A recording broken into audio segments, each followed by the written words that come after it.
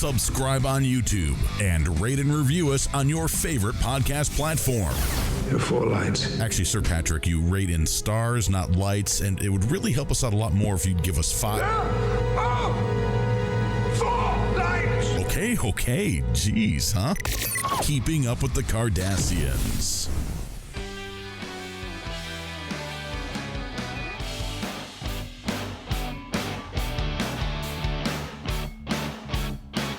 We got another 24 episodes till we get to that one. God, there's 24 more episodes in this season? Easily, sir. Welcome to Keeping Up with the Cardassians. This is Nick. This is Rob. This is Joe. And we are so happy that you're joining us as we continue our rewatch of Star Trek The Next Generation. We're in the season 4. We got 2 episodes we're going to go review with you today. The Nth Degree and Qpid.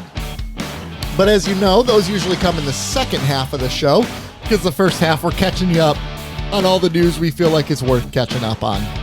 So we're going to do that, and you're going to deal with it, and you're going to like it. Yeah, damn right. Yeah, dang right, sir. Language boys. I know. How dare you? Gosh darn you and your language, Rob. Oh, shucks. Oh dearie. Oh, dearie. So, Yeah. AI. No, I'm kidding. Yeah. We were just talking about AI. So, you know I feel what? like I've amended my position on AI. Yeah, so I'm going to give you guys a quick update on why I mentioned AI. So, Rob is working on a really cool project right now. And we're needing a theme song for it that is kind of mixed with Jeopardy, like a Jeopardy style theme. And it's not very easy to find free licensed music for that, and we don't really want to pay for anything right now. Nor should we afford it. No, nor can we afford it. It's from Cruise. So just for fun, we went into the AI generators and we generated a song, and it is amazing. It's lyrical. I'll feature it in a project some way, shape, or form. Yeah, it's lyrical, so we can't really use it as Jeopardy. Let's just announce it. So what we're going to put out eventually, probably in April. We're going to announce it? Well, why not? Let's do it. Are we go. teasing the announcement of the announcement? Yeah. Okay, at some point we're going to announce it. Yeah. Tune in when we announce it. Sometime this month, we're going to introduce something on our YouTube channel, and we'll see how it goes. But we're going to do a whole episode of Star Trek Jeopardy. Do a-hole? Star Trek Jeopardy. So they'll have a whole Jeopardy board and theme and things like that. So we're hoping to get some traction off that. The questions aren't easy, so that's nice. Maybe the 200 round is. I'm out. Joe, you're gonna suffer. You're gonna. I'm just here to have fun. Yeah, exactly. What class of ship is the Cerritos? That's actually a question. Oh, is it? Oh, darn Yeah, it it. is. Okay. D class. These ships. No, California. That's California. a state. That's not even a real answer. It's a real answer. It is a real answer. So yeah. So we are going to be doing that. California class, because all the ships in that class are cities in California. What class of ship is the USS Shenzhou? Utah Garbage. That's from Discovery. So is a Utah class. I don't know. Actually, I don't have It no was idea. actually Rhode Island, sir. You were Son close. of a bitch. You were close. So the answers are basically nonsense. You ask a question, and then you give an answer to a different question, and you just match them up. And just tell people, try to sell it like it's real. Yeah. Salt Lake City is the answer. Sacramento. Chicken cacciatore. So Rob's working on that. So we're looking for a theme song. So we need your feedback on this. 734-494-0980. So we need a Jeopardy song that sounds just like the Jeopardy music and Final Jeopardy, but doesn't infringe on the copyright. So it needs to be off a little bit, but sound like it, especially for the first episode, because the first episode is recorded and there's a mention of it, because I thought it was going to be easier than it actually is. Yeah. So call in. Let us know your thoughts. If we used an AI song, would we be bad people? Sellouts. Keep in mind, the Enterprise D has AI in its ship as well. They constantly are making AI in the form of the holodeck. It's true. I like and the you AI don't- in the house. No, they replaced it with Barclay. Yeah. They don't have AI now. Yeah, we should they just don't have him do it. Yeah. Oh, gosh. You don't see them complaining. So just give us your Especially feedback. on the House Suites. This is difficult for me because I'm not a big AI fan. Oh, you either. couldn't tell. I believe it hurts the art. I've railed against AI I don't Until know. now, I don't know. I may have been Until converted. it's convenient. That's how it works. This song is pretty spot on. I know.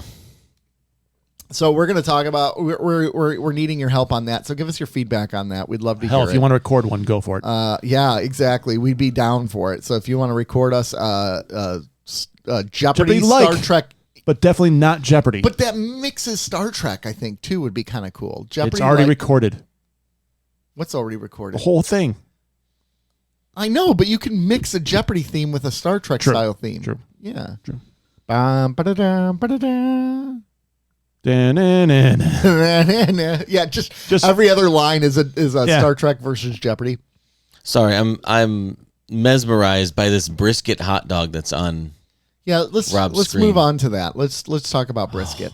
So I was inspired earlier this week because it's the beginning of baseball season. Yes, it is. Da-na-na-na-na-na. Charge? That's a baseball thing. I know. don't Play why. ball. Yeah. So every year, ballparks around the MLB announce some wild foods that they're going to sell at the ballpark. So Yep. what I did is it's similar to something they do on the radio around here, but I sometimes I hear what they're doing at ballparks and I'm like, dude, that sounds so good. And sometimes I'm like, this sounds nasty. Yeah. So I'm going to mention some foods, and you on the radio, you listening on the radio, Jesus Christ, you listening, and you too, tell me if you'd eat it or not.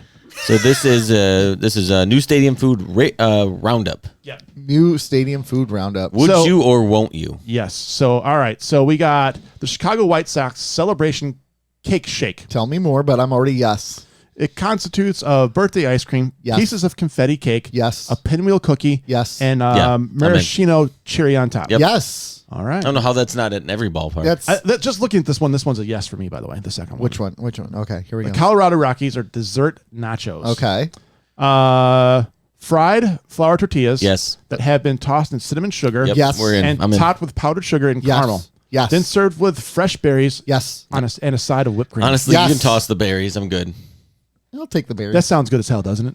I want the berries on the it side depends so I on can. what kind of berries. I want No, the the whipped berries cream- on the side so that I can eat the garbage food and then eat the berries last and feel like, you know what? The did last good thing I today. ate was good. I did good today. That's why I always eat my salads last. Yeah. Do you? Yeah. I eat it first so I can feel good about what I'm going to do to my body. Yeah. You know, like it's like going to church before you go and murder Don't someone. worry, You lettuce. say your I am prayers. going to ruin whatever good you're going to do for my body. Yeah. Does Leslie still listen? No, not as much. Dang it. She I was going to kinda say, Leslie, I challenge you to make that, by the way. Oh yeah. did. Oh, she would. Oh, yeah. She's a good. She's a Don't good tell him cook. the name of this, please. She's Yeah. a good cook. Oh, God. What? The Houston Astros What?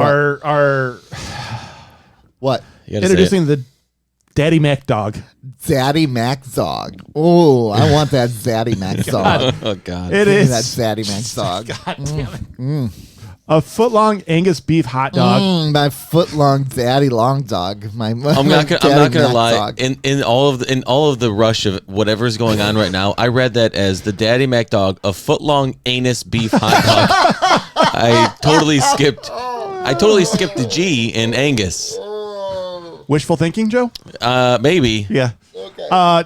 With chopped brisket, mac and cheese, barbecue sauce, Oh, and God, crispy yes. dill pickles. Oh, that's making me cry out, Zaddy. Oh Jeez. gosh, I want So that dog. so far everything is a big fat yeah, whopping that- yes. Yeah, this is a yes so far. Over in Casey, the blue velvet whoopie pie. Yeah, I'm in. All right. Blue velvet whoopie pie Okay, is so that- bright so- blue velvet cake with vanilla filling comprised So- of off-putting.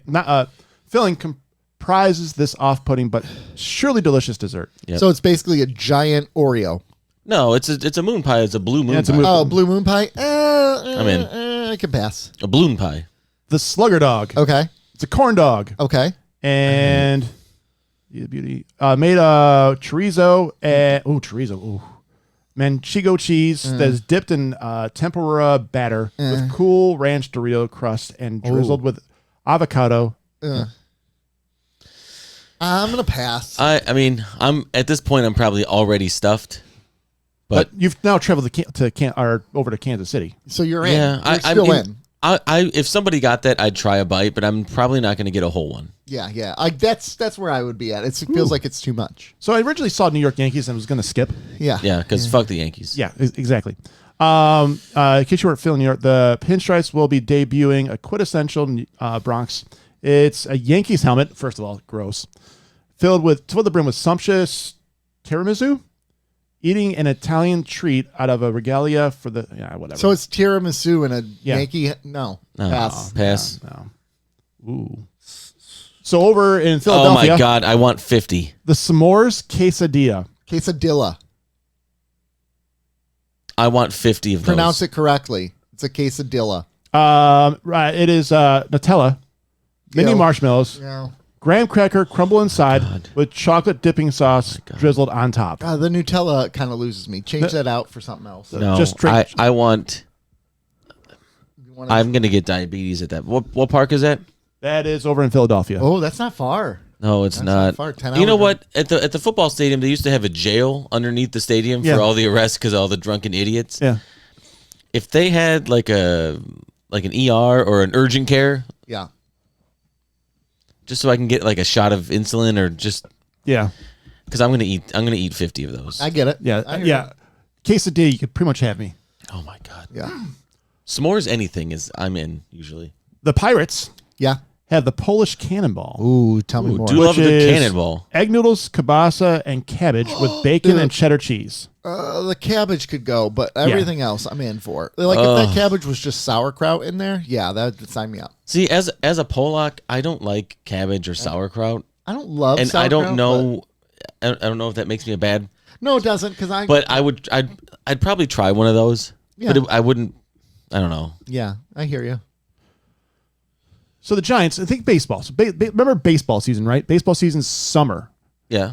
in heat. So remember this on this next one.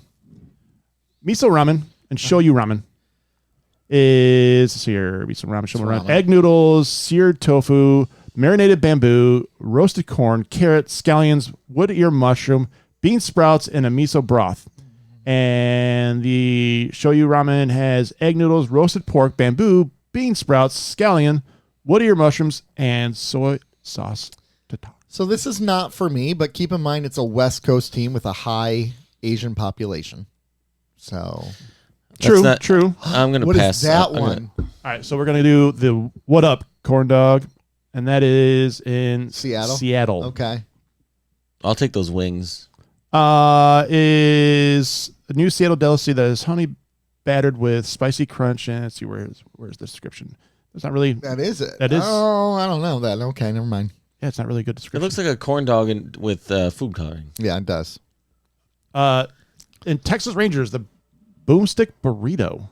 Okay. Let's see if I can find the description. That is a giant burrito. This gargantuan roll-up boasts 26-inch tortilla that has been filled with rice, beans, taco meat, Oh my gosh. nacho cheese, That's going to be a pico $50 de gallo, burrito. lettuce, and sour cream. I bet you that's probably $75 to $100. That's an expensive burrito. No, thank you. It's also features, That sounds good though. But Everything whoa, that's in whoa, there whoa, sounds whoa, whoa. delicious. It's just the latest entrance into the Rangers Boomsticks concession series, which also Well, that's what it looks like. Which also features a 24-inch loaded hot dog and burger, and which $36. which combines hot dogs, hamburgers, and nachos. Yes, I'm in Oh for my all that. God, all that. yes. But Okay, here it's 36 36. That's not bad. Okay, but the way they presented it there looked a little more elegant. yeah. You just showed me a picture where they just dump it into a box. Yep. So- Sign me up. The picture that you showed, I would have guessed probably $40. Yeah. The picture that he showed, it made it look way more elegant. Yes. There's another one of it too. Yeah. See, that looks a little nicer. It has a guy and Yeah. Yeah. Oh, it looks nicer. There's a guy. I'm hungry. Our Canadian friends. Pass, Over in Toronto. Pass 'em. Pass. I don't know. It looks pretty. Oh, is this Cotton candy candy fries. and French fries. no? No. Pass. And Pass. that was my That's last one. that's a pass. That's a pass. And I tried to Google what Comerica Park was doing, and it's all just like Same old slows Yeah. doing. shit. Okay, then I'm in for slows. Oh yeah, I don't know. Slows has kind of lost its appeal for me. It's not as good anymore. You've I been feel to like the, they've you've been to the gone down- doctor too much. Yeah, That doctor's really getting to your They're head. messing with me. revisionist history, man. Okay. It's like, oh yeah. All right. All right. So we are very hungry and we want to get diabetes. That's the. I'm gonna stare at that hot dog and that quesadilla for a while longer. Can I present you another story that I saw in the news today that I'm curious Oh, what God, that's so hot. what Yes, you all story would it up. think. Okay. So the title of the article, it says a tiny U.S. city is paying $50,000 to move there. They got 115 applications in 2 weeks. So there's a city in Nebraska called Pawnee City. Pawnee City. Mm-hmm. It's offering $50,000 in down payment assistance to qualified new residents. Mm-hmm. The city is 90 minutes south of Lincoln, Nebraska, and 2 hours north of Kansas City, Missouri. Okay, so it's not a bad location. Right. In theory. And part of this is they're building ranch-style homes with 3 bedrooms, 2 baths, 2-car garages, and big backyards at $325. So with $50,000 down payment assistance, you're talking $275. Now, keep in mind the average home value in Pawnee is about $102,000 right now. So with that said, All right, this math is not working right No, yet. the math isn't. well, it's a brand new home though. I'm assuming all the homes in Pawnee are pretty old and run down. Yeah. Well, Yeah, but my neighborhood is old, and there's a house selling down the street for some god awful reason for $325,000. Right, so you're getting a brand new home in Pawnee City for $275. Yeah, The population of Pawnee City, 3. 878. Oh, there's less. Here's a quick peek of their downtown. That's their downtown. okay. It's I mean, cute. it's a It looks like the downtown when Superman destroyed in It's Man of cute. Steel. Yeah, it does. Where's the Sears? well. Okay, I want. All right, are you? Yeah. I got questions. I got some investigative. Yep. What's the point of this? What are they trying to do? What's their angle? They want people to move into their city because it's been declining over the years. So they want people to move back. $50,000 assistance isn't enough Well, okay. I think it's not bad. It's 50 not grand. bad, but to relocate From your the- whole family. well, you're probably not going to do it if you have a family, Or maybe you're getting ready to or start maybe you're a going to family. start a family. You Right. might. But they've had 112 applications in 2 weeks. is Okay, what so it's at. they're in theory they're at 1,000 people. Yeah. It's basically on the very southeast part of Nebraska. Just Okay, for the record. but the math doesn't work out here because what's gonna happen to 275 when you? So let's say you out of pocket is 275. You financed for 275. Yeah. Do you think that's going to bring the average home price up, or is it going to devalue your home because it's a home that's out of place? Exactly. Out of the market. Well, it depends. How many people are you getting to move there, right? Is At what point does the population need to be for you to see the value in that home? Yeah. It's kind of like the weird way I can describe it is very similar to like what's going on in the United States right now with the Tesla president instituting these tariffs, like these 25% tariffs. And you're like, bro, that could work if we have 10 years, but it's going to take 10 years for it to pay off. And in the meantime, our value is going to get hurt real bad. People are going to be hurting real bad. I think it's the same thing with those houses. You buy this house now, you're stuck there for like a decade. You're not breaking even. Are they at max capacity? You said it's been declining. So what I'm trying to say is like, let's say let's just say for instance, there's 1,500 homes that are Okay. on the market, or even 1,000 homes, or 500 homes. Like, what happens to the houses that are for sale there? They get bulldozed. Oh, that's a great question because So then, or but do then they you're become more destroying tempting? the charm of that city. That city's small town America. You just showed me pictures and it looks very charming. Yeah. When you look at those kinds of pictures, that's small town America charm, right? Yeah. Like you start to lose that if you just throw up cookie cutter homes for $275. Or does it run into the fact where this home is $275, this one's $150? I'm going to go with the 150 house and put a bunch of work into it, and it still is more value than the 275 But one. what do you do with the 275 house? The 275 one has been bought by someone who wanted $50,000 down payment assistance. I Do they do layouts of the new homes? No layouts. just don't know about this. Also, to put it into perspective, the city peaked in population of 2,000 in 1900. Jeez.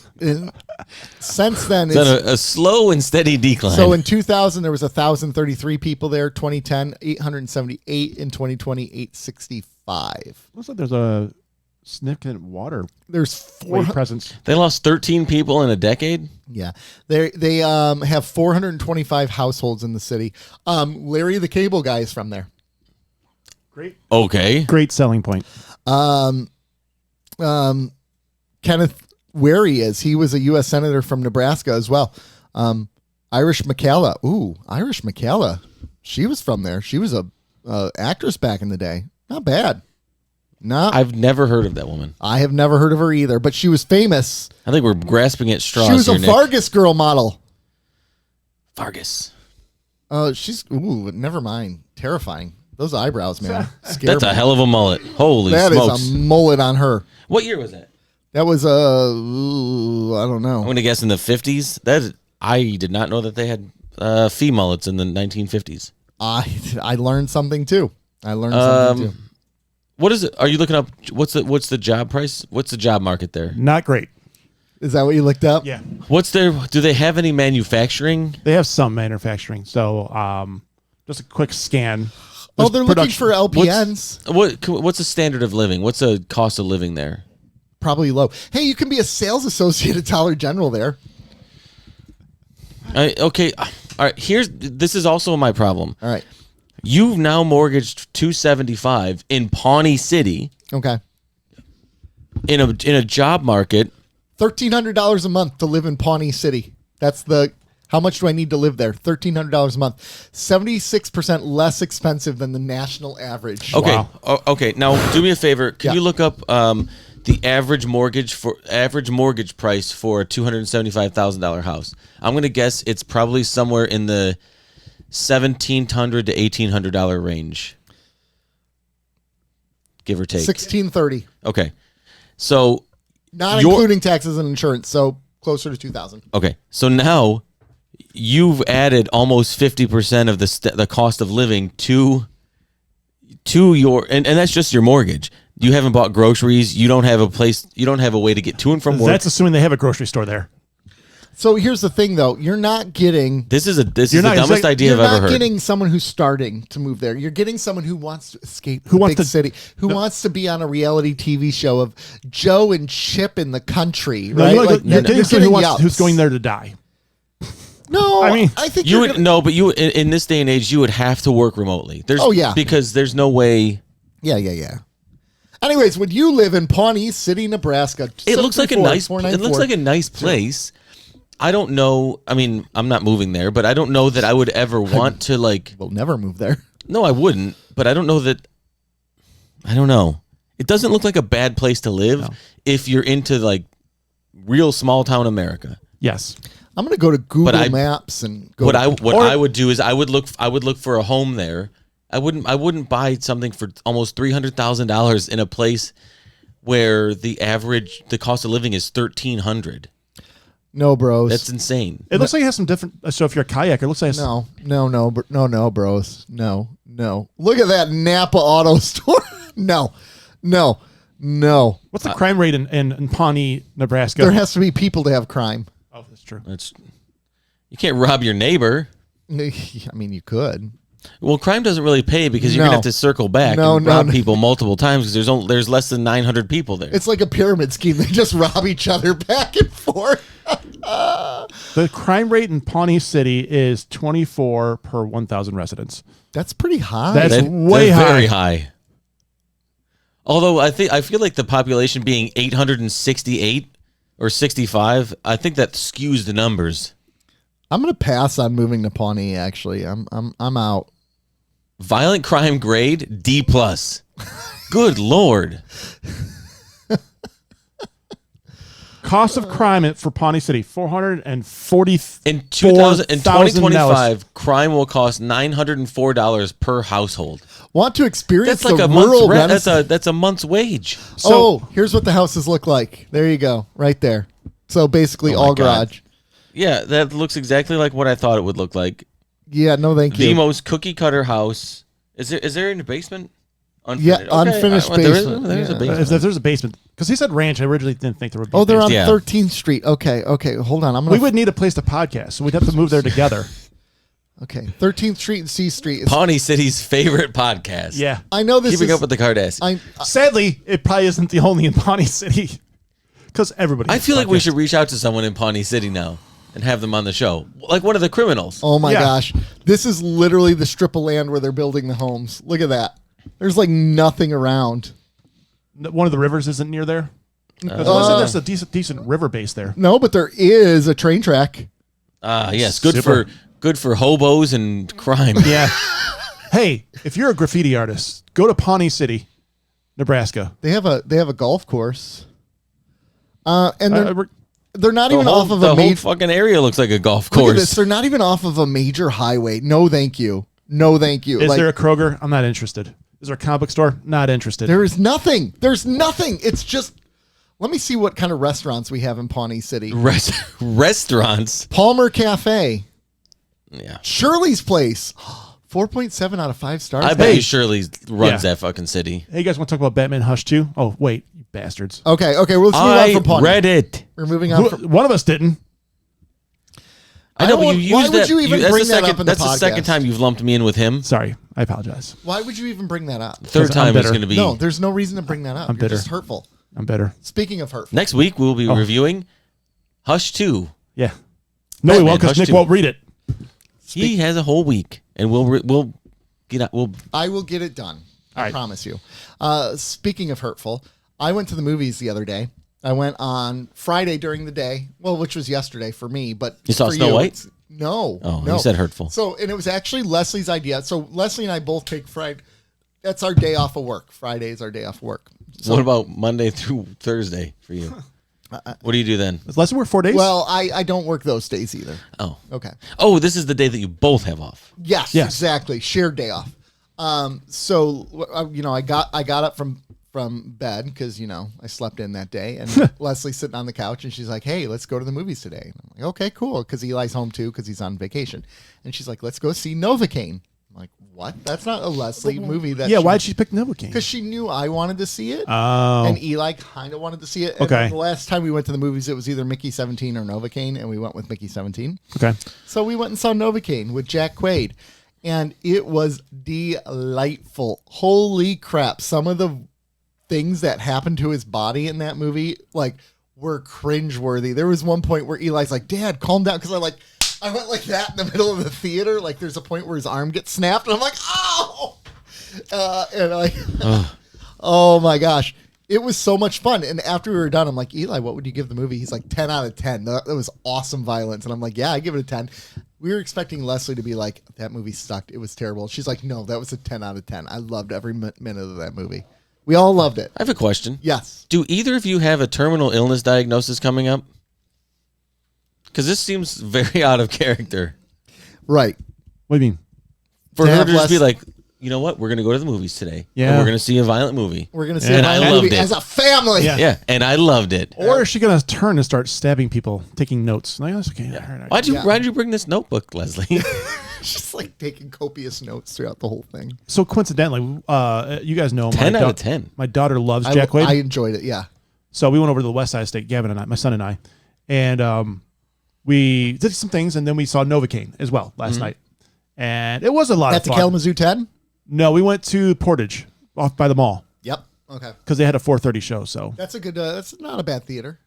sure, It had just been renovated when I graduated Yeah. from there. So that's It's been a better long than the Regal in Commerce. I will tell you what though, it has that late '90s carpeting still and everything. So you're Yes. like, all right, this is my wheelhouse. They had neon still, and I'm like, yeah. Yep. I'm gonna So do another one. it was Jack Quaid was lights out. I forget the name who played the quote unquote Bad guy? bad guy. I'm not going to get spoiled for anybody who's listening, but she was awesome. The bad guys were awesome. It was a very entertaining movie. There's the cop who did like a lot of cop cliches, which I appreciated. And coincidentally, he was in Parks and Rec at one point in time, I think. That's right. He was. That's where I recognized him from. Yep, he was in Parks and Rec. Yep. Pawnee. There we go. Yeah. So I have an idiot question. sure. Is Jack Quaid part of the Quaid empire? Yes. Mm-hmm. He's A nephew or a son? a son of what's his name? He's a nephew and son, Randy. I guess. Randy. Dennis. Dennis Quaid, who they don't get along now. He's Randy's nephew? Yes. So he doesn't get along with Dennis his, Quaid is a hardcore MAGA guy, Yep. and Jack is not. Jack is not at all. And that's his son, right? He's Dennis Quaid's son. Yep. They're He's also estranged. Boimler in Star Trek Lower Decks. That I didn't know. I just And didn't know his The Boys. What's his name in The Oh. Boys? Huey, thank you. So, but this was an enjoyable movie. I would not give it 10 out of 10, but I give it an 8 or 9. I had fun throughout. Okay. It's a subjective 10 out of Sure, 10. absolutely. It's for the style of movie it is. Yeah. It's a 10 out of 10 to me, especially because I just saw Mickey 17, Here. which is kind of supposed to be the same idea. This is what I like, though. This is an original movie. Yes, it was. This is what I like. I like seeing fun movies that are good and original. Well, I saw what I like. I go to this movie and I kind of got. They're very different, but the Bullet Train vibe. Bullet Train, I went into with no expectations. I thought Bullet Train was very good. Came out of it loving Bullet Yeah. Train, loving it. It was such a great movie. So I got kind of the same thing. I'm like, it looks like it could be fun, but I didn't have a lot of expectations going into it. But I had a lot of fun. It's definitely worth going to the theater and seeing it. I feel like Bullet Train was just slightly ahead of its time. Yes, I agree. Not in its style, but in its release. Okay, Like I feel like it would do a little better now. it might Because it was released when it was we're still superhero movie heavy. Yeah. But I feel like that load is lightening. That is a little lighter now, and people are moving away from that a little bit. And there's space for Mickey 17, for Novocain, for other movies that are original intellectual properties. Yeah. I feel like Bullet Train would do a little better now. Yeah. It was, I probably, Bullet Train was also a product of kind of the era of COVID, right? It was right after it. It felt like it was right after, but I don't know if it was. I think it was like that 2023 area, wasn't it? Yeah, but I mean, in the wake of COVID, I want to say that was still like, It was on the, should we go to the movies? Do we even want to go to the movies anymore? And I feel like people are kind of a little back. Well, the numbers don't suggest that they're back. 2022. So yeah, that is a COVID wake. yeah, that's the COVID wake. So Novocain, just for, what do you think the budget for Novocain was? 30 mil. What do you, Joe? The budget for Novocain? Budget. I'm going to say $65 million. Or let me give you the box office so far. It's made $23 million. It's profitable Nice. because the budget of the movie, $18 million. Nice. Wow. And that was a good movie. It didn't feel. It didn't feel like an $18 million movie. It didn't feel like basically almost an art movie at this point. Yeah, that's cheap. Yeah. So It's like Dollar Tree movie.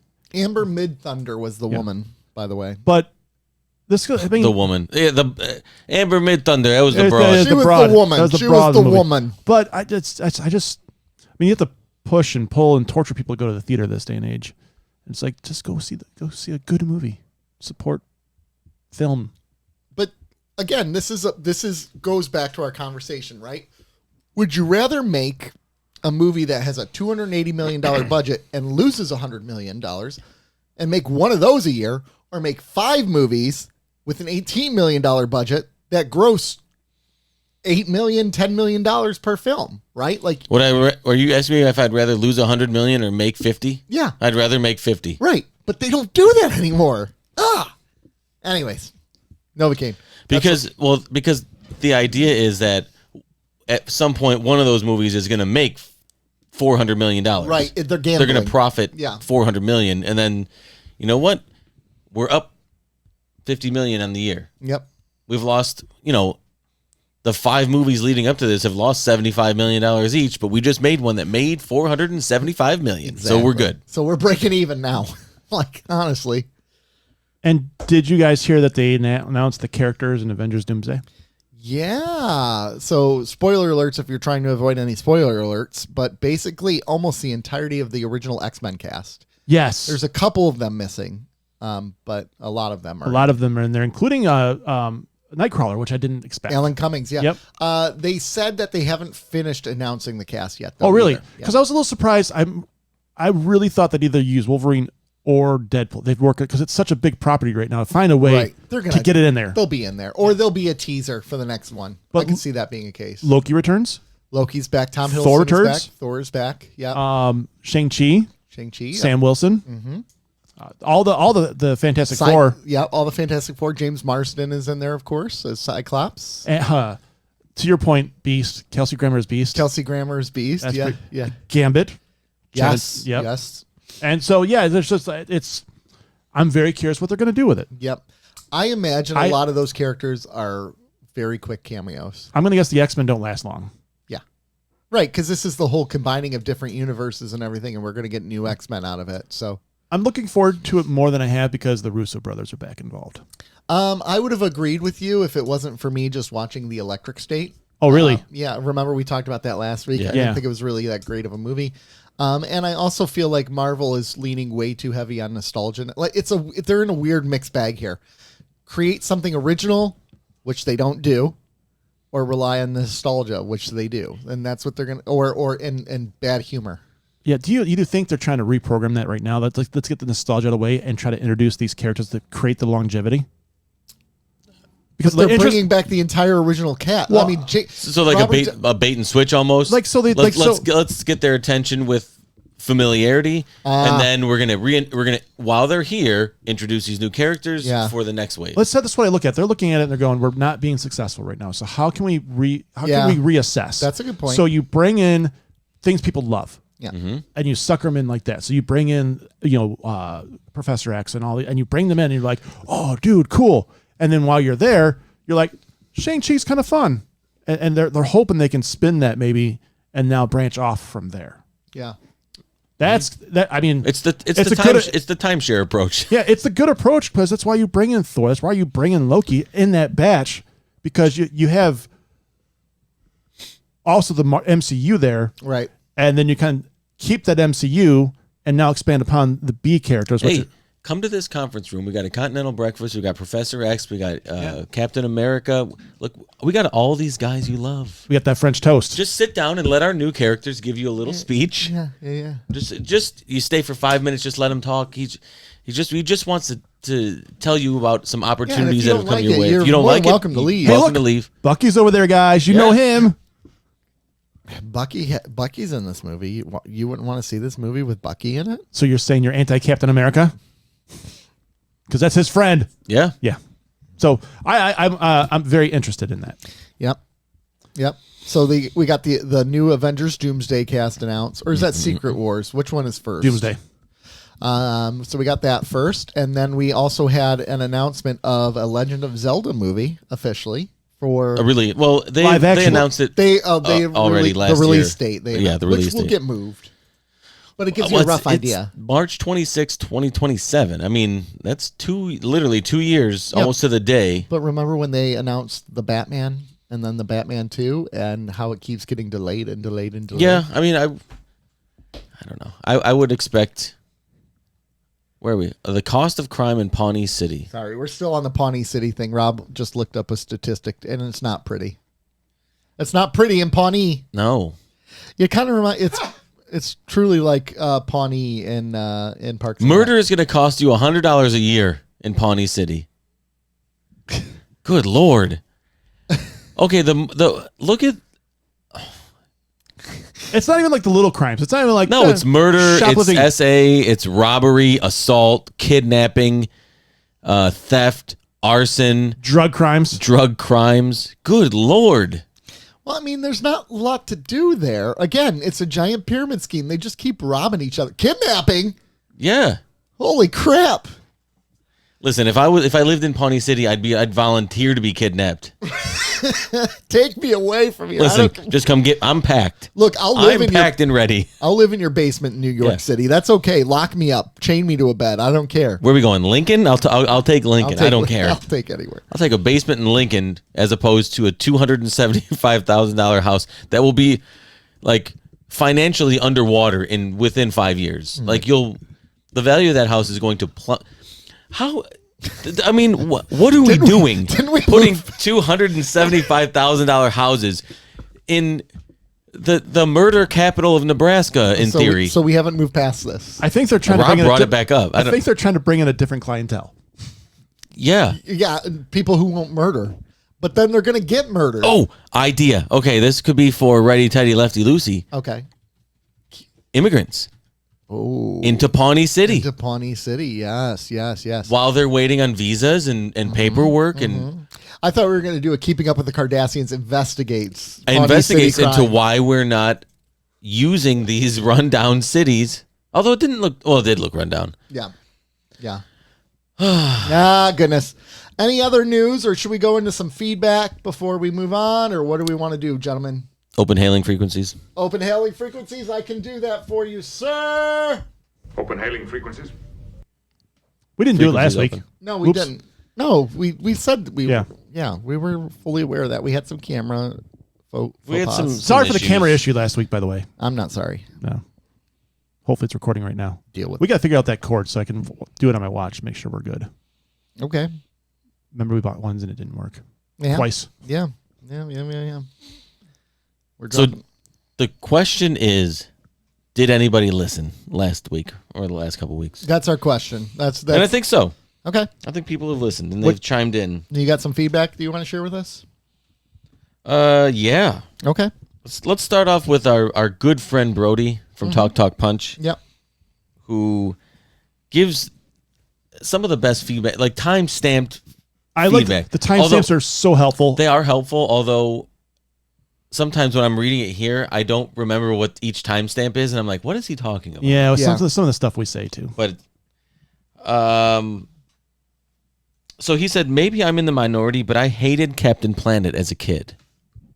Okay. Brody- Well, that's an interesting Brody, take. you're Did not. you I did you watch Captain Planet as a kid? I did and didn't. At It was the same junk. time. I didn't It think it was was junk. junk, but I never seeked It it wasn't out. must see TV. No. No. Yeah, I'd watch it if it was on. It was between two shows. That's why only reason I watched it at all.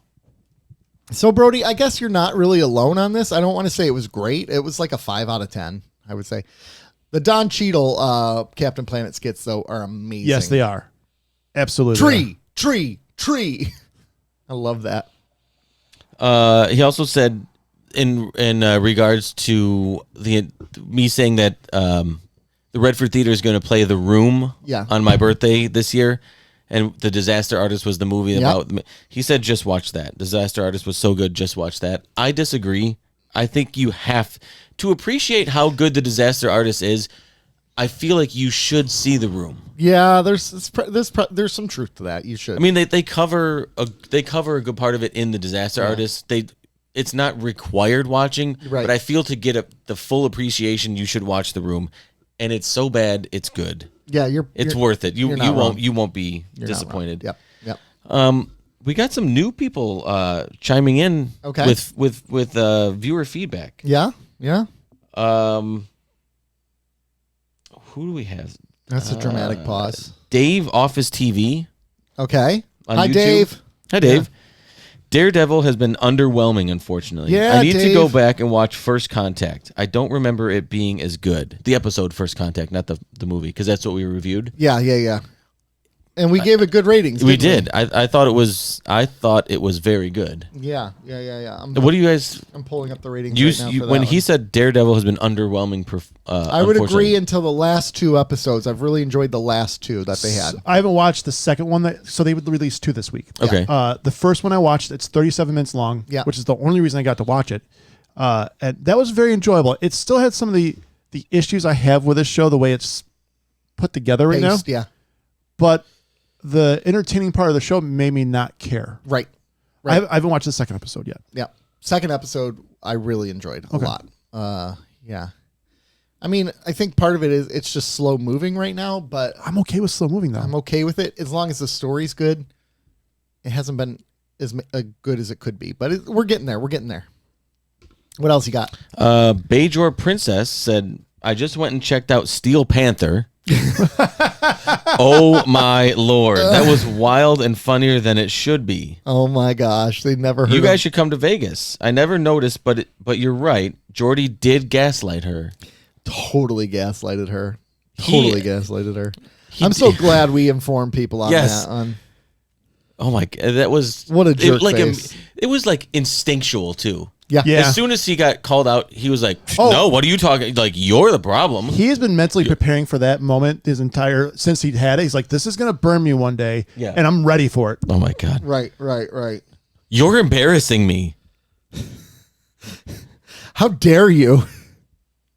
Let me try to. Trinice Thompson says, "You guys are too funny. Enjoy your rapport very much. I can't Thank wait you. till you do Voyager. Can't wait until you do Voyager. Yeah. Oh, I'm and assuming that'll be Next down the line. Yeah, and then Many a True Word, who sent us some lovely stickers last week, said anthrax was for the next package because that's what we were worried about. So thanks, Rachel. Great show, guys. So thank you.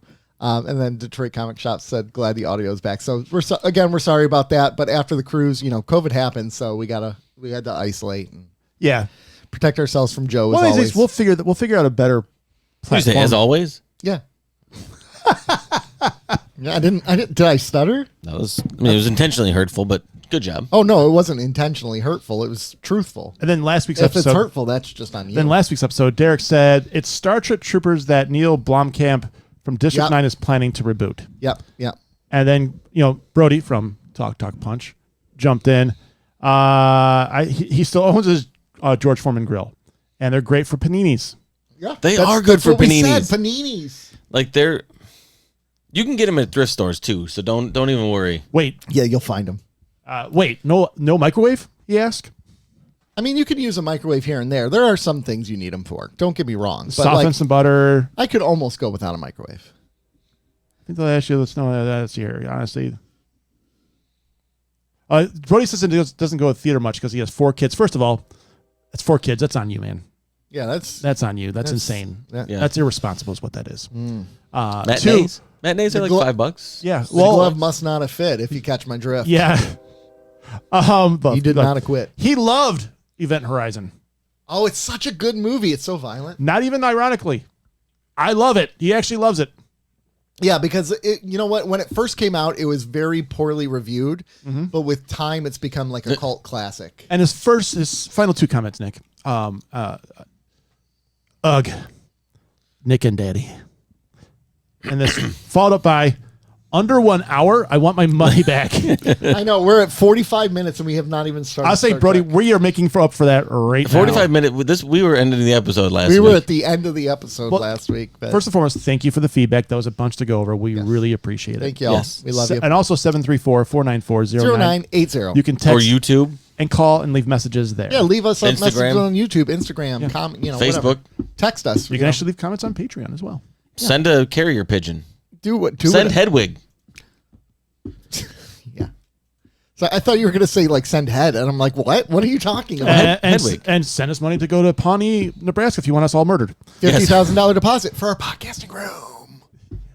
We'll have a podcasting house in Pawnee.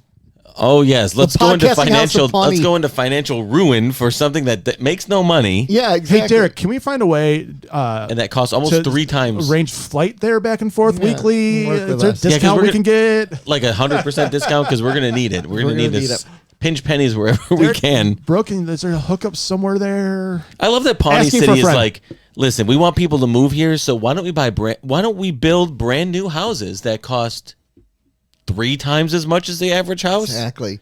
Do we want to fix the old houses? Nah, they're pieces of crap. No one wants to live in those. It's a do-over. What we should do is build brand new houses right by them. Should we get some new business in the town first? Nah. They're going to resort to crime anyway. Yeah, but we have one auto shop that doesn't even have all the letters on the sign. We have a parts. Who doesn't love those?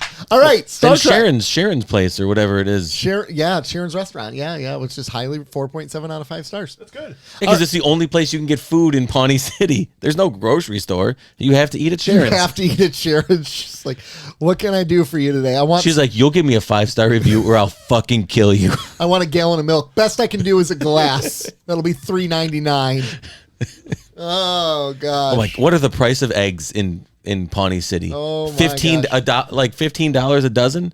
I don't know. Is there a United Methodist Church in Pawnee? Can I transfer there?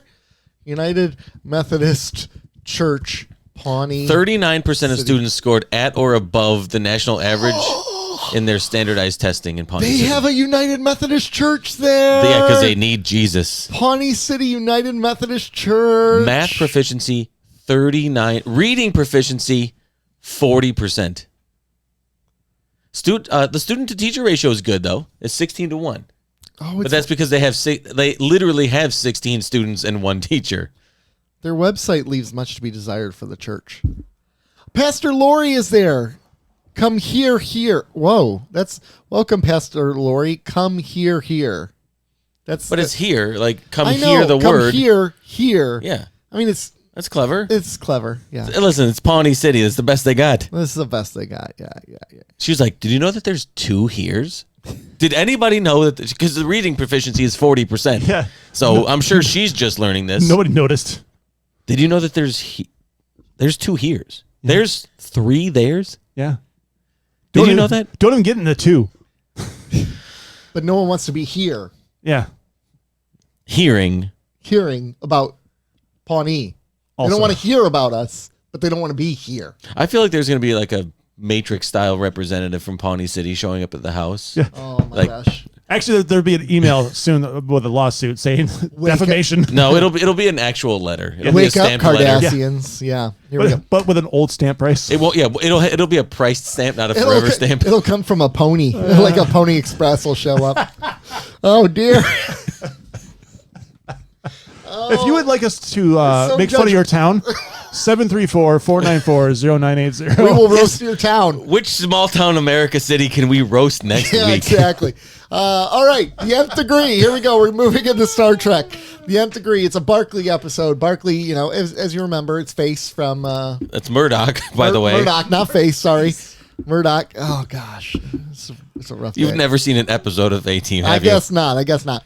So, he's socially awkward. He has a rough time. It begins with him, doing a play, and he sucks at it.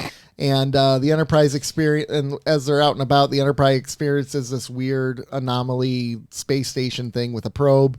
And they go to investigate it, and Barclay gets zapped, and then he wakes up, and all of a sudden Barclay's starting to get smarter, and he gets smarter and smarter and smarter throughout the whole episode, and more confident to the point where he's risen on Deanna Troi. He's like, Daddy wants to take you to see the flowers, and she's like, Daddy, no. So she doesn't go with him to see the flowers, but he's doing really well for himself, but he's getting really smart, and he gets so smart he ingrains himself with the Enterprise's computer. And they're trying to stop him, and they can't stop him, and all of a sudden he warps them 30,000 light years away to the center of the Milky Way galaxy. Well, it turns out when that probe interacted with him and shocked Barclay, it was an alien species, and they basically reprogrammed him to make him super intelligent so he could program the Enterprise to come to the center of the Milky Way galaxy to greet this civilization, because this civilization explores by bringing people to them instead of going out to see them. So they spend 10 days getting to know them. Barclay goes back to normal, and he's back to his goofy, difficult self when Deanna Troy's like, Daddy can take me to see the flowers now, and he's like, okay, and they go see the flowers. The end. I just want to put a pin in the Pawnee City stuff. I thought we did. No, because I saw this statistic and it made me realize I'm racist. Wait, end of the show. Let's focus on some Star Trek for a little bit. Okay, I'm very racist. Oh, that's interesting. What? No, we're gonna do it now. Well, at the end of the show, we just did the Star Trek. At That's the end an of the show. interesting I never would have thought that. It's 61% Hispanic. I never would have thought I that. can't keep these guys on topic. I But- just can't. I thought it was mostly poor whites. You're kind of on the border of like the South there. I really can't. I thought it was poor whites too, so that's why I was making I mean, fun of it. it's small town 734. Nebraska. I was making fun of my people. 494-0980. Can All right, you that's good. comment We're good. All right. to stay on topic? 27% That'd be white great. though. Are you really the one to talk? You're still looking up Pawnee City crap while and we're... you leave them up, just like you left up the hot dog. It's like... The hot dog is left up right now. It's like, hey, we're talking about Star Trek, and there's a picture of Jason Momoa or Kate Upton on your computer. What do you want us to do? I know I had 10 minutes for your description of the episode. That was 30 seconds. I'm gonna go with him. That was pretty succinct Yes, it was. by his standards. So, couple questions. Yeah. How dare you, and what gives you the right? The computer. Third question. Who do you think you are? This is my podcast. All right. Barclay. I wish it was just Barclay. Why does it got to be Barclay? I think it is Barclay. No, it's Barclay. Most people, How you most of them pronounce it? say like Barkley. I think say- Riker does. they say Riker's always like, Barclay. Barclay. Charles Barkley. Reginald Barclay. All right, Barclay. I want to say one thing. That Argus array looks really cool. The design for that Yes. thing That was a good- looked pretty it was awesome. really well done. And there's some cool shots of the Enterprise in this episode too. So they did some. There was some like set design and shots in both of these episodes were top notch. Yes, did they good. were. They did a good job. In very different ways. And this is where you can tell they're starting to get a bigger budget now because they're getting more and more popular. The thing that was like putting like the electricity on his head. Yeah. I thought that was pretty well solid. designed. Yeah. It looked was pretty pretty good. solid, It yeah. didn't look cheesy. Okay.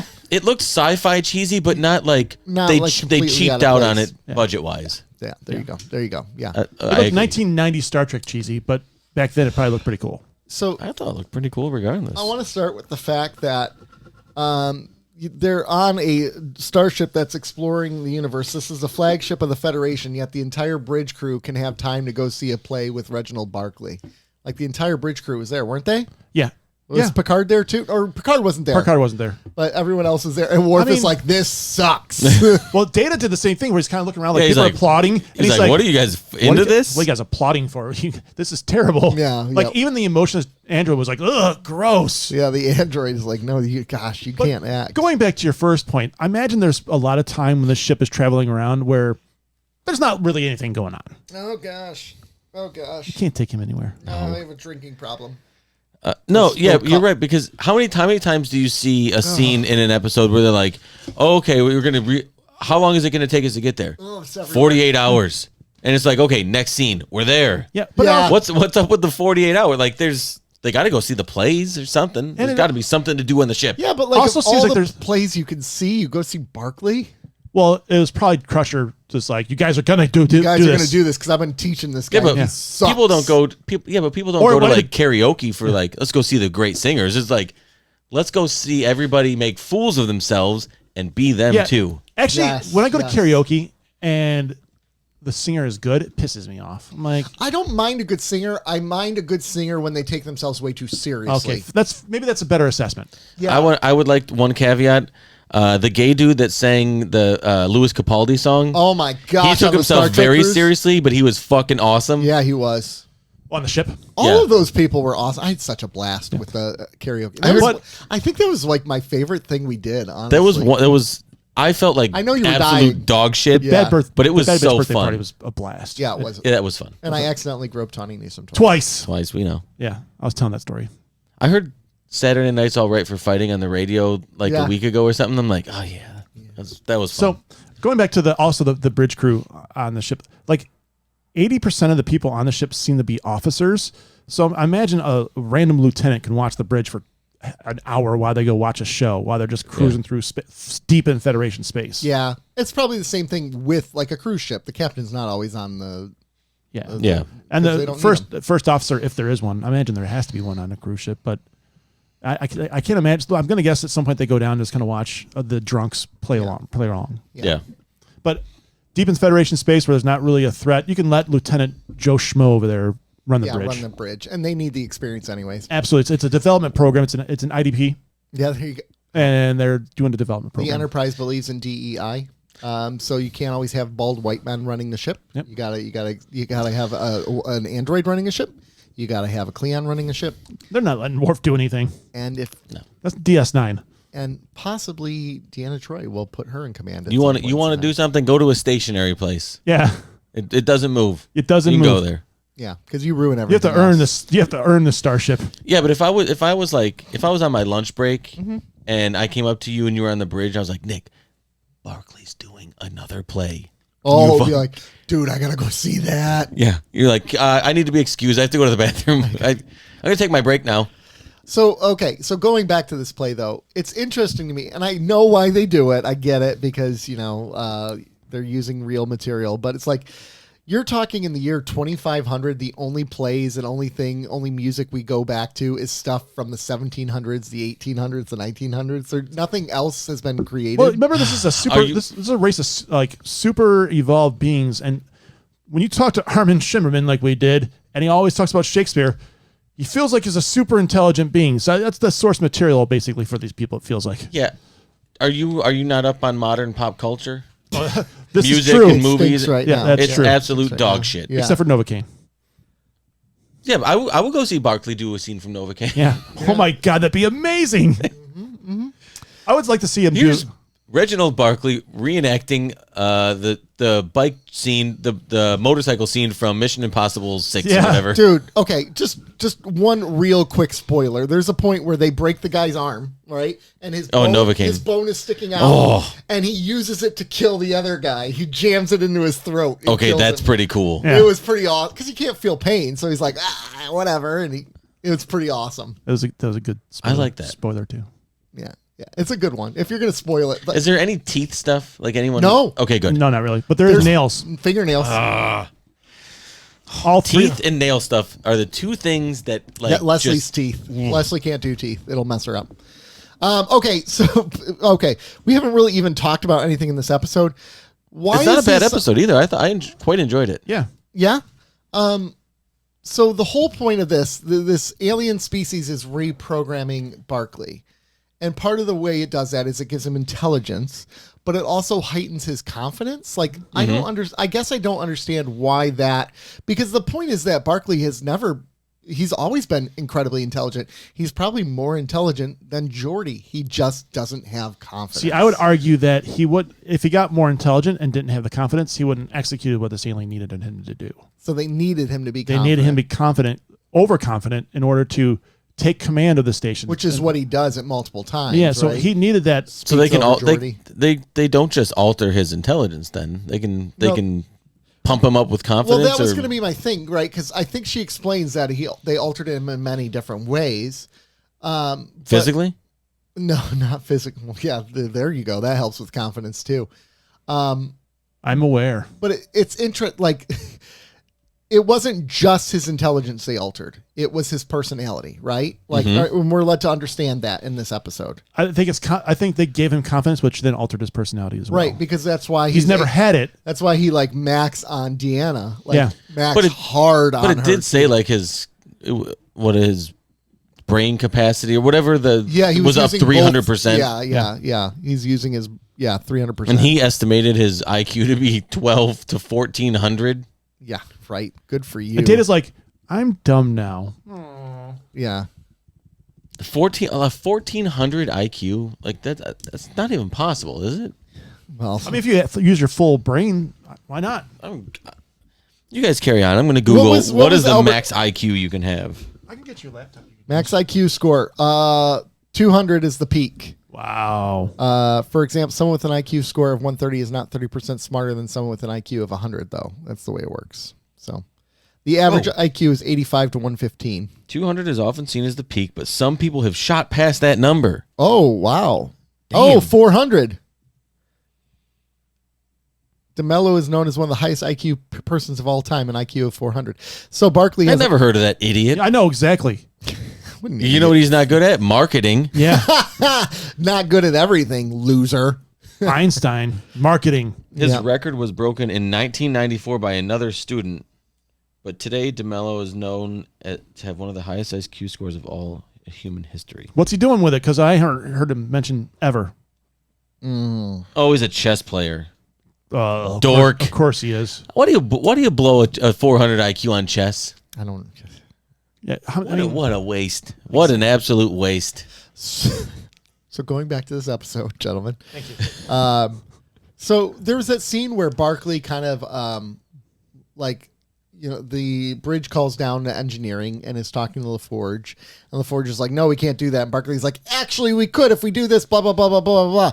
And they do it and it works, right? Mm-hmm. And LaForge is in a really bad attitude. And Barkley's even like, sorry if I overstepped. And he's like, he walks away, don't mention it, blah, blah, blah.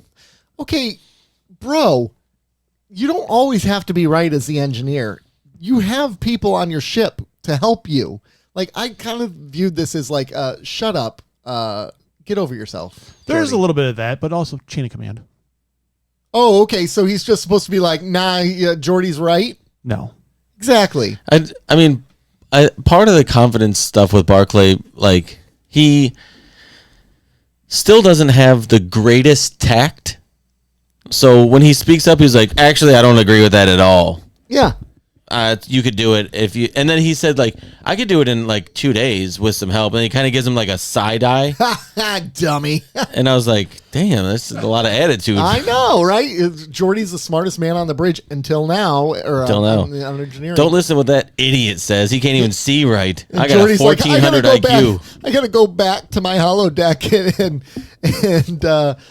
gaslight my lover. Oh my gosh, the scene though where has Mr. Barkley done anything threatening? And then Deanna goes, well, he did make a pass at me last night. A good one.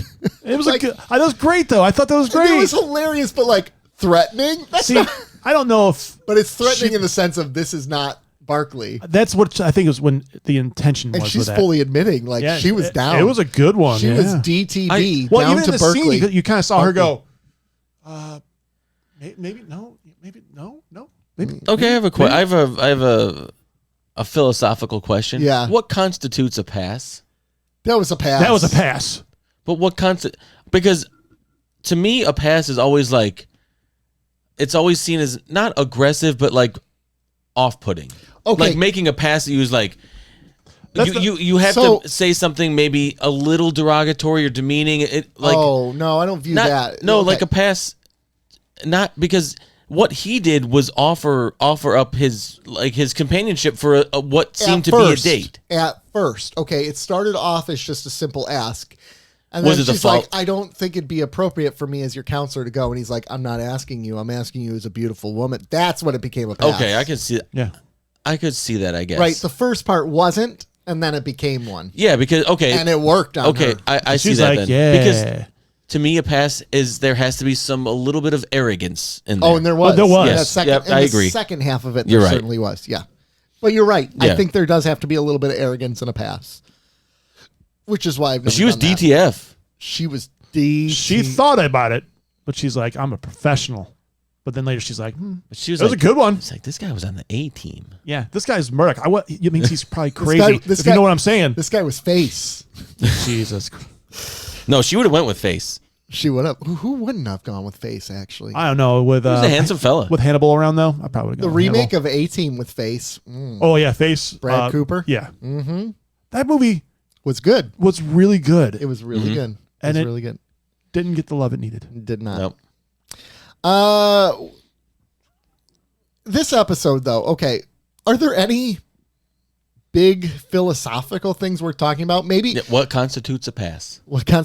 my biggest thing that I think I got out of this was an alien species so advanced that to explore the universe, they just bring people to them. They're so lazy. They're like, whatever. I'm not getting out of this recliner. Well, it might be lazy. It just might be philosophical difference. It's like, why go somewhere when I'm just chilling here as a head floating around in space to bring them to me? Yeah. Yeah. Maybe his head floating in space can't travel. There's the arrogance. Bring me your dumbest citizens, and I'll make them superhuman. We're going to spend 10 intelligence. days together. Like, we're bringing you 30,000 light years away. We want to explore and exchange technologies. Come here with your crappy technology so we can look at you. Kind of like what Pawnee's doing. It should just be a poster. Here's 50,000. No, we're bringing more advanced people into their It society. should just be like those old school Oh, Uncle Sam Nick. posters, but with the head on it, the fate like that head. Yes. I want you. Yes, I want you to be part of the center of the Milky Way. So they travel to the center of the Milky Way. They spend 10 days there. They exchange information. And now Barkley's an idiot again. No, he walked by that chessboard And he then still knew the move. He's still in the move. So I think there's an inkling of that intelligence in there. Just I don't think the confidence is there, and therefore the Nope. Take his confidence away. We're done with him. I dug the alien just like talking at Picard, but not with him. bipedal species and all that. Yeah. Hierarchical collective command structure. Who are you? Interrogative. Goodness. I like the scene with Albert Einstein when he was in the arguing with holodeck with him. Einstein. Yeah, that was a good scene. I thought Gates McFadden didn't have a lot to do in this episode, but she was really good in this one, especially when the second time they're doing the reading, The juxtaposition? it makes her like cry. Yeah. and she gets choked up because he's so That was good at brilliant. it. I really like the juxtaposition there. Yeah. It really hit home the confidence. Yeah, the first time where she's struggling through it with him, and the second time she's like, "Oh, I can't help this man. He's beyond me." Yeah, that was good. I still love that scene where Dave's looking around. Man, this guy's crap. Why is everybody applauding? I thought that was hilarious. Because it's polite. It's polite. Yeah, what does he say? I got his exact quote. Lieutenant Barclay's performance was adequate, but clearly not rooted in the method approach. I do not understand why. Data, because it's polite. That's pretty good. That's a nice way of saying he sucks. What are you guys clapping for? Because it's worse off if we don't clap. Yeah. That's why. Oh, poor Barclay. He's just trying his best. I really like what's the actor's name? Dwight Schultz? Yeah. I really like him as Barclay. Yeah, me too. It's a good character for him. Yeah. I like him as a recurring character. I wouldn't want more of him. Yeah. But I'm glad that they use him a little bit here. And I don't think we get a much more of him in Next Generation. I think we get quite a few episodes. He features in Voyager quite a bit. Towards the later series. Towards the later series. I like him. Here's that whole quote from made a pass. Well, he did make a pass at me last night. Looks Riker and LaForge both look at her. A good one. And then Picard says, I hardly consider that a threat. She said, no, but it's certainly unusual behavior for Barclay. Yeah. Did Rob just go and repeat the quote that I just said? I just wanted to do the whole thing because we didn't do the last of it, did we? No, we didn't. I was just wanting to give you a hard time. Yeah, try again. No, I don't want to. Good episode. Yeah, it was a good episode. Good episode. Should we move on to the next one? It was way better than last week. Oh, my God. Terrible. Qpid. Vash is back, baby. Vash is back again. And she sees Picard and she's like, Oh, no. I'm back, baby. And she's back to see Picard, and she's happy to see him. But Picard has not told anyone about her. And this pisses her off. She's mad. And then Q shows up, and Q's like, I want to do something nice for you. And Picard's like, I don't want anything from you. And while this is all happening, Q transfers them all to basically be in Robin Hood, with Picard being Robin Hood and Vash being Marion. And Q doesn't know Vash at all yet. And he's thinking that she'll struggle through this performance and struggle through this. No, she plays right along. She is a master manipulator. She's like, yeah, I'll marry the sheriff, and or not the sheriff, but I'll marry the Sir Guy, and I'll do all this and whatever. And she's a snake, and Q kind of admires her, and Picard tries to rescue her, but Vash doesn't want his rescuing because it's a crappy plan. And they're about to both get their heads cut off. But then the rest of the crew shows up and rescues them. And Picard basically reveals his feelings to Vash in that moment. He kills Gisborne in a sword fight.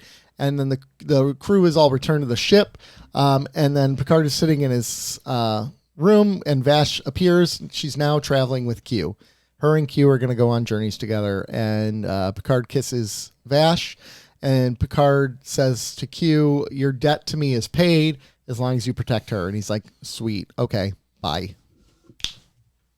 You got it, dude. I learned something today about some of the actors. Yeah? Mm-hmm. Patrick Stewart and Jennifer Hendrick, who is Vash, were actually engaged during this episode. They were engaged? I did not know Just that. during the episode? Well, it Was didn't last this long. probably related to when they first met in the other one? I'm going to guess so. I guess they met and maybe But they never married. They never married. It broke off sometime after this. Huh. But I had no idea until today when I was kind of trying to do a little bit of like show prep, and I'm like, huh. I did not realize. Very rarely, and this will be a Jeopardy question at some point. I very rarely am I surprised by information. I had no idea. They were engaged. Wow. All right. Okay. Yeah. So I have a question for you, gentlemen. Yeah. And it should be obvious. Did this episode remind you of anything? Robin Hood, Prince of Thieves, Robin Men in Tights. Prince of Thieves. It's very close. Well, it's kind of they're trying to capitalize on the Yes. popularity of it. Because it was around the same time, right? This came out April 22nd, 1991. Okay. This aired. Prince of Thieves came out in June. Okay. So the push for the whole, because I was like, so yeah, are you giving credit for the popularity of Prince of Thieves to this episode? I think they played off each other. But I would imagine that Next Gen was trying to capitalize on because it was a very hyped movie. Oh, they it said had a that. star-studded cast, and it was like slated to be a big deal, and it was. Yeah, it was a very good movie. Yeah. And they came out within 2 months of each other. Yeah, they said that somewhere in the show notes that it was a purpose to try to ride on that popularity. Yep, I didn't read it in the show notes. I did my own mental research. Nice, but Robin Hood, Prince of Thieves budget was $48 to $60 million back then. That was back then. That's a lot. That's a lot back then. How much? I bet it made 165 in the box office. $391. So that is such. I fucking love that movie. That's one of my favorite. I haven't seen it in forever. So God, long. It's long. It's not well rated by Rotten Tomatoes. I loved it. I thought it was good. And critical and average. It's not great. Yeah, but the public sucks. People it's also critics. Critics do suck. Yeah, critics suck more than the public. They didn't rate Robin Hood Men in Tights very well either. And they don't have sense of humor. I forgot Alan Rickman is in that. Yeah, the sheriff. The sheriff of Nottingham. Alan Rickman. So Vash is Sean Connery's in. Yeah, Sean Connery. Mm-hmm. So Vash is in on the Enterprise. Yeah. Going around and getting mad at Picard because Picard never really mentions her. Yeah. So my question is, was there any kind of implication that they've stayed in communication since Ryza? No. I'm assuming this is the first time they've interacted so since Ryza. She's mad at a guy who's extremely private. She doesn't know he's extremely private. She does know that. No. She knew that on Ryza. Yes and no. She didn't see him interact with his crew. Yeah. But she has to know. I don't know. The way I didn't look at it that way. I looked at it like, what is there to tell? Like we spent a couple days together on a pleasure planet. Why am I going to tell everyone about that? That's the way I look at it. That's why I'm looking at it too. Plus, if it's just a fling, Are you really going to tell? Right. Like no matter it's Ryza or not, whatever. Are you really going to go over and broadcast to your subordinates about all that? Do you think I'm going to go tell the people who work for me? I mean, hey, come on. You don't think Riker would appreciate that story? Oh, Riker was trying to figure out that story. Yeah, because Riker made a pass on her. Yeah. You don't think Geordi would want to take notes? Yeah, Geordi's like, oh, wasn't even a holodeck. Yeah. Oh, see? Man, Riker moved quick on her. Yeah, he was too, like, didn't he? He saw that. He's sitting to his back toward, and then all of a sudden his radar. Bloop, bloop, bloop. And then she right away, she's like, oh, I know who you are. You. So, okay. But so here's the point where I can see why she's so pissed off. Because Picard was very quick. No. Picard was very quick to tell her about his whole crew. She knows everything about his crew, right? She knew who Riker was. She knew who Crusher was. She knew all these people.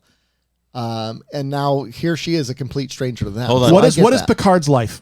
What is Picard's life? Work. She doesn't know that. Hold on. She didn't know that in Ryza. No. If I could a be stick in they the mud knew he was. each other a couple of days, man. She knew he was a stick in the mud They on knew Ryza. each other a couple of days. I'm not saying it's like I'm not saying that her anger towards him was necessarily completely justified, but at the same time, she didn't know enough about him to be like, yeah, this would be how he would be. So therefore, I get why she got mad. I don't, because a fling, I don't get why. I just don't understand why they would, like, if I have an ex-girlfriend from when I was 18, are they really mad that I may not mention that person to you guys? If I could be a bit stereotypical for a moment, Mm-hmm. what is the stereotype between men and women in the way that they approach conversation? Women ask a lot more questions than men do. Yes. And they give more answers, right? Yeah. Yes. I'm going to assume Picard didn't seem like he was thrilled to be on Ryza. No. Mm-hmm. So I'm going to assume that she was a bit more inquisitive about his background than he was of hers. Yeah. Right. And when I remember from that episode, when he got back on the prize, Riker asked, "Did you have a good time?" And Picard did like a whole nod. Yeah. That's all Picard. That's what men, that's like the stereotype is that's what dudes do. Like, yeah, it was fine. It was good. there's truth It's not to like that. Riker was like, all right. Who'd you bang? Yeah. It's not like Where's that Horgon? But I'm sure he's like, come on. And Picard's going to shut that down anyway. He's like, Picard's he not plays it close to the vest. He's not going to get into his personal life. And that's the whole purpose. This is part of his character. That's the whole purpose of the last episode. Yeah. Yeah. Calm down. Oh, you'll No, see. this episode. Oh, you mean the last episode of the series? Yeah. Yeah, calm down, bud. You'll see what I mean. Jeez, really towing that spoiler line. Oh, I towed it. Oh, remember when Jadzia dies? I want to put a teaser on it. When he kills Dax? We never spoiled Ducat was a bad guy. We didn't spoil that. Okay, so Someone's running train out there. why did I miss something here? Why did Q throw Picard in the sheriff? Why did he do that? Why did he throw him in that? Because you missed it then, because he saw the interaction. He saw Vash's and Picard's was interaction. jealous. No, he was mad. He saw that Vash was mad and it was hurting Picard. So Q was like, all right, what we can do is I can fix this through this play. okay. And it make him realize that she does mean something to him, and make the whole romantic gesture of trying to save her. Yeah, I missed that. Okay. I mean, that's not a bad play. But here's my thing. But it too. has to do in a Q kind of way. Yeah. Their lives were never threatened. Well, You know what, Vash doesn't know that. I imagine Q, when Q says if someone dies, they die. I imagine Q's pretty upfront If he with that. dies, He dies. No, I think he talks a big game, but I think he would bring him back. I think he would. I'd like to think he wouldn't. Yeah. You like to think he wouldn't because of the disconnect from the idea of mortality in the first place. Well, plus, I mean, what's the purpose of the game then? I would like to think that in the moment they were really threatened. Yeah, but for him, like, he just has to make them believe that that's what's going to happen. So I don't doubt that they believe it, but I think he would still bring them back. No, I don't think he likes Riker. I think he'd be more than happy to let Riker die after He does. denied After the he Q. turned him down Yeah. for the Q. I don't know what happened. And then interesting behind the scenes for this episode. So there were two people on the cast that had experience with swordplay. They were Marina Sirtis and Gates McFadden. Guess who did not play with swords during this movie or during this episode? Aww. That's Wait. sad. Hold on a second. Pause. That's not cool. Is that some sort of innuendo? I was waiting for you to say it. No, it's actually legit. Hold on. Oh, so the two women on the main cast are the only two with swordplay experience. And they don't give them to him. Oh, man. Were they like, we can't have women running around with those things? Like they're just gonna. I'll find the note again and I'll cover it. Can we talk about Worf objectifying Vash very early? Nice legs Oh for yeah, a human. I think he was trying to, like, Riker was there. Yeah. Yeah, he's like, yeah. Listen, everybody wants a piece of Vash, She is a beautiful woman, though, Vash. but I mean, Very so beautiful. so Worf made a comment. Yep. Riker. Yep. Picard, and then at the end she's like, "Meet my new partner, the new guy I'm gonna bang, Q. Q. I'm gonna be banging Q all over this fucking galaxy. Yeah, There's right. nothing you can do about it, Picard." Nothing you can do about it. You got to be okay with it. He's on a white flash all over this. And he just slid up. He just slid, like, put his arm around her, like, "Yeah, we are all over the every room in this galaxy." Man, Picard, what a cuckold. Right? Yeah. And then He's like, "You know what? For banging her all over the galaxy, your debt is paid to me." But you got to admire this man, the bravado in this man, not canceling his morning tea dinner or tea break Oh, yeah, with oh. Bev. And she rings the doorbell and Vash is there. And he's like, come on in. He's got his two women that he's wanting to sleep with He's right like, here. He's like, this is my one chance to get two. I can do it. Vash is down. I just got to find if Beverly is because Vash would be down. It's just like a guy to forget that, though. Oh, crap. This morning tea thing. Yeah. God damn. And then Beverly's all about it. I will show you. I will do whatever you want. Yeah, it's like, no, he didn't mention you. Why don't you? I kind doing of recon. Well, and Well, then let's all get acquainted. I like. Yeah. Why don't we just go sit down on the couch together? Get to know each other better. Let me get you both a glass of wine and put on some music in the background. We'll just talk. We're just talking. Nothing serious. We're just rapping. Hey, have you ever kissed another woman before? So I really like that scene though because initially when Beverly opens the door, there's like, I think Gates did a great job acting because there's like this hurt that you can actually see in her a little bit, and then she draws it back because she's like, "Oh wait, hold on, I'm not in this relationship. I don't have the right to be hurt." Yeah, I don't have the right." So and they do a really good job teasing that relationship. I thought they did too. They both want it, but they can't have it because I kind of got that. I kind of got that a little bit. Maybe not the hurt, but the like. extra intrigue into in the previous episode when Troy said that Barclay made a pass at her, and Riker was like, "Really?" Yeah, he did the same thing. Yeah, I'm gonna. Maybe am I gonna cut a bitch? Yeah, but it wasn't like you couldn't see like any hurt or anything, but there was an extra layer of intrigue into his like, really? Okay. All right. Okay. But I think with if Barclay turns up with no arms, this is a bro code in violation. the next scene. This is a violation. It's like the scene from Daredevil this season. Yeah, the guy just happens to disappear. Yeah, it just happens. It just happens. But I kind of agree with Nick that I don't know if it's the word hurt, but it's a different kind of surprise. Yeah. It's a version of hurt, but it's a version of a different kind of surprise. Well, it's a hurt that doesn't. It's an undeserved. An unplaced hurt, if you will, like, right? Because it's like I don't have the right to be hurt by this, but I initially. I think everybody's felt like that before. Absolutely, it's like the first 6 years of Who's the Boss when they dated somebody else. They're like, oh yeah. You like that? I pulled that out for you. Thank you. You're welcome. But yeah, I think to your point, Nick, Gates McFadden did a great job kind of portraying that, and then shifting into he hasn't mentioned you. Let's go explore the ship together. And talk shit about this guy. And then I'm going to pass you off on the Riker who wants to bang you as well. So, like, now that Riker wants to bang you and Picard wants to bang you and Picard wants... It should just be a 5-way. It should just be a bridge. That's 4. Hey. That's 4. No, but just bring Troy. Hey, what happens on the bridge stays on the bridge. Lock the doors. You don't want to hurt Troy's feelings. She'd be the only one left out. And she will sense it from across the ship. She'll be like, Wes, there's a lot of pleasure going on around here. Wait a second. They all have mental boners. What the hell is going on? At the same exact time. Somebody is being pleasured. Wait, no. 2, 3, 4 people are being pleasured. I sense when another man touches another man's behind. Troy's walking around the deck. She's just walking around. Deck 18. And she's walking around. She walks by a room. Deck and 6. People are just going at it. She senses it every time. Whoa. Like, what's her sense feeling at that point? Is it kind of... Yeah, because they've shown her feel those feelings very deeply. Yeah. Like, there's anger. So, and if there's some freaky shit going on... Oh, my gosh. She's just walking by minding her own business. And all of a sudden, she's like, falls on the ground. It's a good question, I think. I think it's fair. Because she's an empath... And that guy's empathing, or someone's empathing each other in the room. Yeah, they are. I mean, what's her feeling at that point? What's going through her head? Like, does it happen every day where she's like, God damn it?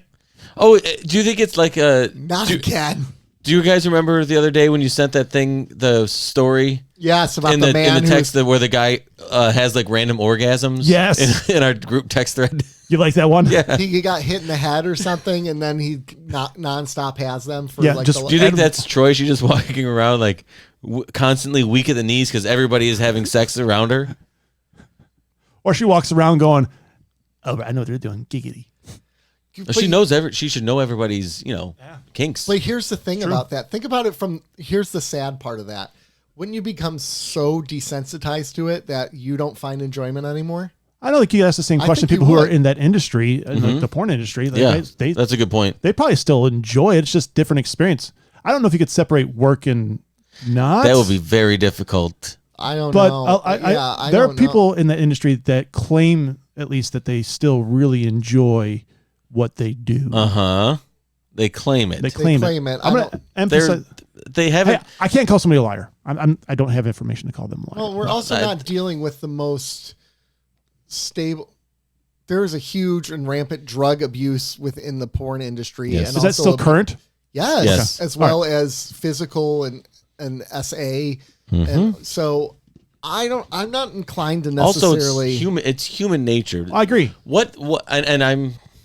I don't even really give a shit. You guys can hate me. I do. What I'm going to say mostly women because the men in porn are scumbag. I think they're all scumbags. And they're interchangeable. But the women in porn, it defies human nature. Like what they try to sell you, not the physicality, but the emotional part of it. Like when they say, "Oh, I love what I do." Right.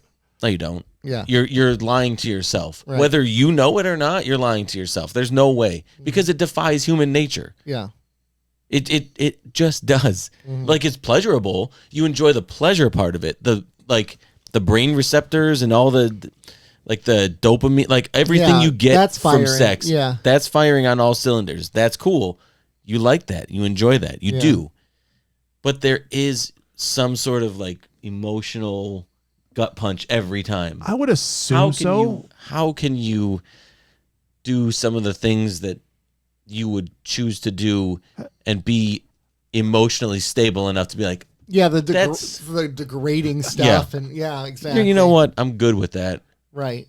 And if you are good with that, like, we should probably get you some. But it defies the emotional part of human nature. We need to interview a sex worker. I was gonna, that's what we need. Say, like it sounds. That Forgive sounds me. like. I was say, I'm sure one of us could figure out an ex-girlfriend. We could ask them. Aww, that's sad. That's really sad. It is curious. I couldn't resist. It is curious because it's kind of a stereotype we're making, but at the Absolutely. same time, stereotypes become true for a reason, right? I mean, stereotypes they're based in reality. They're usually data based. Yeah. But they're not. It's not the stereotype isn't everybody, right? But a stereotype is based on historical data, right? So there's been enough of whatever your stereotype is. There have been enough examples of that to create whatever your stereotype is. Now, moving forward, you can't apply that to every person who is in whatever group you're stereotyping. It doesn't apply, but behind that is enough empirical evidence to be like, yeah, that happens a lot in this whatever group of people you're talking about. Yeah, right. Yeah, agreed. Yeah, all this is to say, I don't think Deanna Trey enjoys it as much as we think she does anymore. I think that impacts it. Maybe Riker's not as good in bed as we think. Maybe that's why. Ironically, Marina Sirtis and Gates McFadden were the only members of the Star Trek cast that were trained in sword fighting. Oh yeah, sword fighting. McFadden said, Marina and I have always laughed about the fact that both of us can do fencing and that sort of thing. We're the only ones that had to bash pots over warriors' heads instead of doing karate or whatever. Which is kind of it's a little sexist, right? Director Cliff Bowles said, I got a few letters from Qpid that women who wrote asked weren't the ladies involved in the modern way with the fighting. And it was my feeling that we went back to the 12th century and we were doing a 12th century story, and I can't change history. I get that. I don't actually really enjoy that reason. It's still Star Trek. It's still Star Trek. Really? Well, yeah, because dude, these are isn't this the argument that's made in all these modern films now when they're like, here's Snow White. Oh, it's not played by a woman with fair white color. It's now played by a Latino actress, and people are outraged. That's a little different, I think. Yeah, I think that's a little different. Snow White's. What you're saying is you're going back to something that's clearly fictional. He's going back to 12th century. Robin Hood is a fictional story. I know, but the 12th century isn't. 12th century. The 12th century isn't. That existed. I know, but and the women in the 12th century weren't really warriors. But you were putting people from the 24th century in that scenario, which I think that nullifies that reason. And would Q go out of his way to be like, I want to make sure this is historically accurate? Yeah. Well, maybe he might be a detail person. He's a dork. Dork. So yes. I don't know. I just find that argument interesting from you with not me, Cliff Bowles. But you're disagreeing with him, and you're saying no, it's Star Trek. But you're putting those two characters in the 12th century. So if they have that ability in the 24th century, they should have it in the 12th century. And okay, but what if you're going to, let's say for instance, you're taking humans and making them up to be Klingons, and you're going back to a couple centuries to Klingon culture.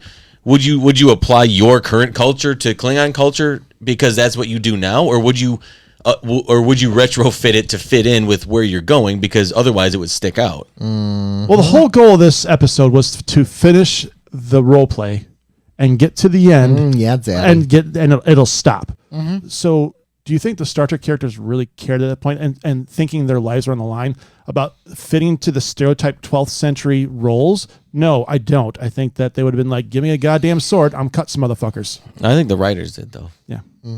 I think maybe, but I also think that was his excuse to go, oh shit.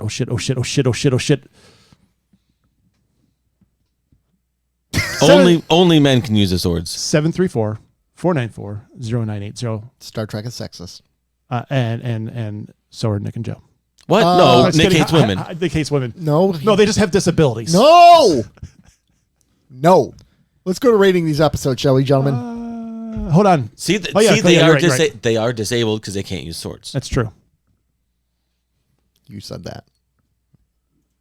You Based said on- No, don't close all the. I'm not. He wants to research this Pawnee after the City. episode.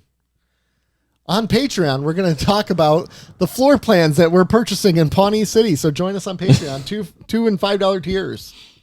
All right, so rating the episodes, the Nth Degree.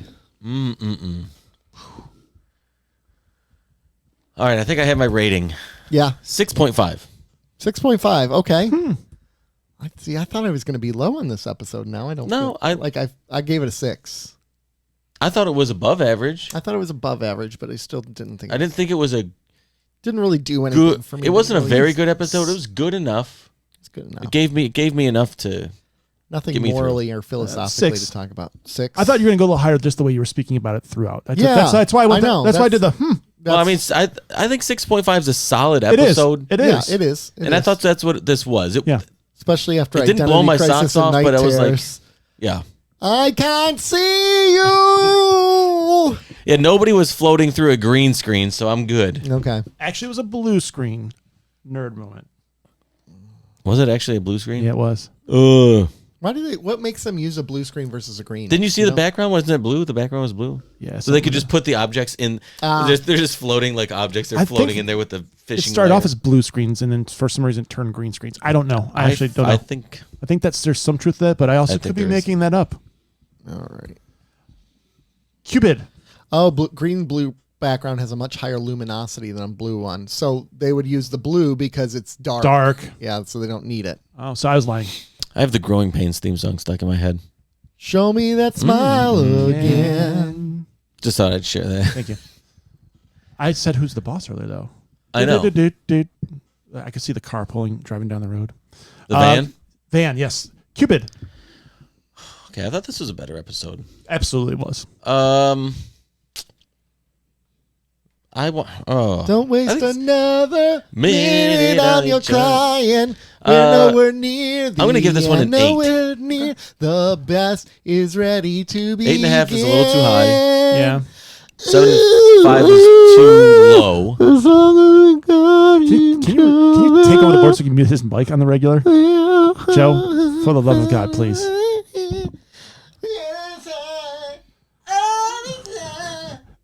I want to go with 8 for the moment as well. I just really enjoyed it. You could tell it's an Ira Burr episode because you could put this on DS9 pretty easy and you could tell that it would fit there. Yeah. So you both gave it an 8? Yeah, I had a lot of fun with it. I really enjoyed it. I gave it a 6. I didn't think it was bad. I didn't think it was good. Wow. He He hates fun though. He does hate fun. Remember, and women. he hated the our man Bashir episode I don't know. and Little Green Men. It was okay. Oh, subsequently, what do you guys rate Men and Prince of Thieves? Robin Hood, Prince of I Thieves. haven't seen it in a long. I'd have to go back and watch it. That's going gonna to be that long. There we go. That's going to be a Patreon exclusive. No, it's not. Robin Hood. No, it's not. I give Robin Hood, Teenage Prince Mutant of Turtles. Thieves. Let's not lie to ourselves. I'd probably give it a 9. Back in the day, I would have given it an 8 or 9. Absolutely. I just don't remember it that well. I know that's one of Morgan Freeman's first movies, right? If not the first. Driving Miss Daisy was before that, man. Was it? Lean on Me is before that. It was 1991. Is this okay? Hold on. Filmography. One of his first movies. What the? It was one of his firsts. I swear it. Let me go to acting credits. Okay, maybe not. He was acting as far back as 1964, Good Lord. but he didn't really start breaking out into. Oh, he was in Blade. Not the Blade, a different Blade. Blade's grandpa. Yeah, his Blade's grandpa. His first breakout movie was Blade. Glory Yeah. in '89, and then Robin Hood Prince, and then Lean on Me in '89 as well, and then Lean Prince on of Me Thieves is in '91. Lean on Me is a 10. Yeah. So That movie's it so was one good. of his first 3 big movies, and I'm still confident in saying that. That's fair. And then he did Shawshank Redemption, which really, Yeah, that boosted him. because then he did Outbreak after that, 7. Holy crap! I forgot about Outbreak. That was a good movie. Amistad, Deep Impact, Hard Rain. Deep Impact. Wasn't that a porn? Morgan Freeman had a Some of All nice Fears. 90s run. Yeah, he did. Bruce Almighty. Yes, he did, man. Batman Begins. Now we're into the early 2000s. Oh, the Tumblr. You wouldn't be interested in that. Does it come in black? I love dropping that at the dealerships. Speaking of swordplay. Patreon. Ladies and gentlemen, thank you for joining us. So we gave we next week we have 2 episodes to review, The Drumhead and Half a Life. 2 episodes review. We're nearing the season finale. Of the 4th season. Yes. Hold on. I have a bit of trivia. Let me just hold on. Ooh. What kind of Just a bit of trivia. We'll find out here in a second. So these 2 episodes. Yeah. The second one was released on Earth Day, April 22nd. Welcome to Earth. And the first one was season 4, episode 20. That's the trivia. That's pretty funny, actually. It's 420. And then Earth Day. Welcome to Earth. We missed an opportunity of that season 3, episode 13. 313. I know. Oh, you know, Detroit has a new area code. Did you see I that? heard that. 678 or something like that. Or Yeah, I heard that. There's no way all those numbers are used. Conspiracy theory. well, they're probably used, but they have to wait so long to cycle them out. No, man. A conspiracy theory. What? I'm telling you, man. That's the dumbest conspiracy theory I ever heard of. There's more numbers than the 313. Man, I don't believe it, man. I don't believe it, man. There's so many combinations, man. Man. I know 313-561-0056 is out there, man. 734-494-0980. That's the one you should call. Call Yeah. in and comment.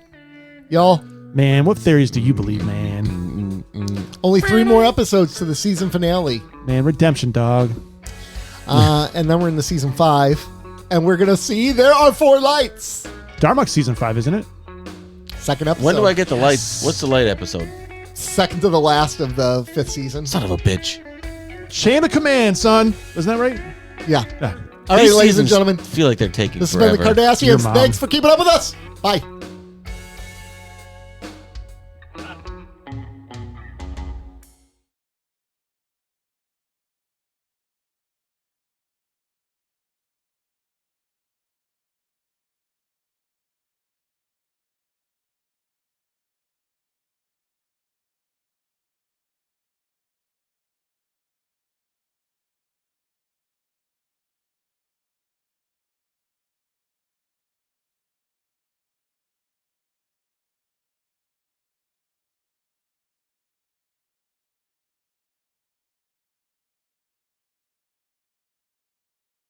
Blends Star Trek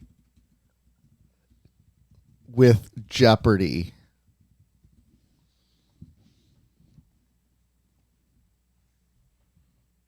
Dang it. Create your account. Okay, I'll just come on. I am a human. Why would you even ask that? That's a dumb question. Yeah, not if you're using AI, right? Here we go. Ah, AI wants to make sure you're a human. skip.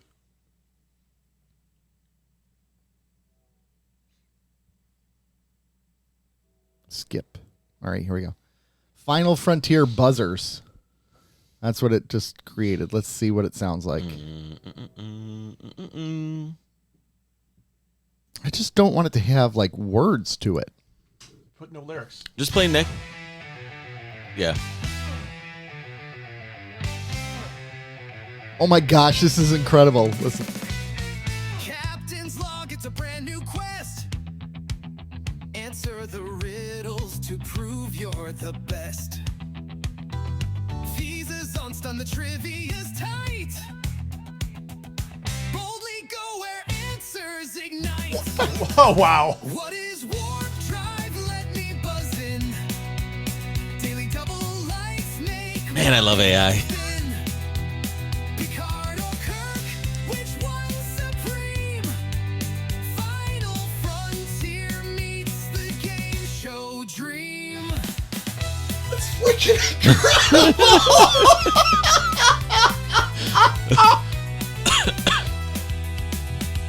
The board is set, galaxies wide.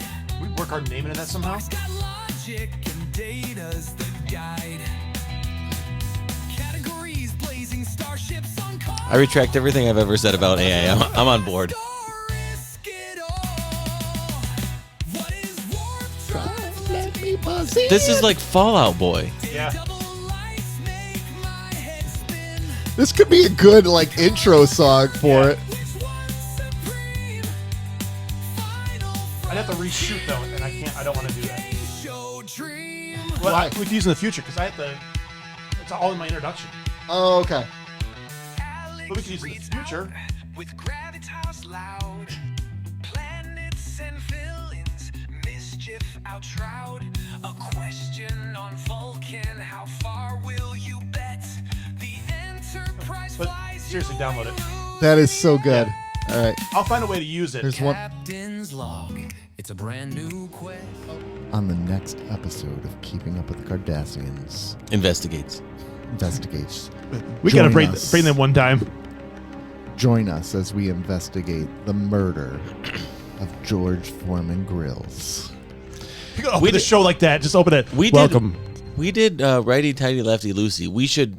Let's put something together for Keeping Up with the Kardashian All right. Investigates. All right. I'm game for it. That'd be fun. Just do one episode like that.